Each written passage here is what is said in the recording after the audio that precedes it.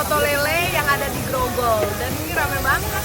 Ini tuh konsepnya makan soto boleh pesen lele ya. Gila, sotonya rame banget. Tanya dari tahun 88, jadi udah lama banget sampai kan tetap di sini ya. Ini tuh konsepnya makan soto boleh pesen lele ya. Jadi sotonya tuh kayak soto biasa. Ini ada soto santan, tapi yang bikin takjub dia jual lele dan laku banget. Ini aku pesan soto Betawi yang pakai daging dan aneka jeroan, yang versi campur sampai ada tambahan ayam segala. Terus aku juga pesen lelenya. Lelenya digoreng garing banget. Seharinya bisa 20 kilo lele. Gimana konsepnya ya makan soto pakai lele? Bakwannya dulu.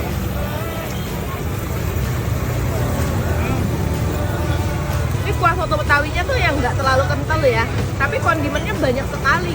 Jadi soto Betawinya mirip sama sop kambing. Kuahnya tuh yang putih, aromatik kayak ketumbar gitu, kecium banget. Nah ini kita coba nih, lele dimasukin ke dalam soto ya. Gimana rasanya ya?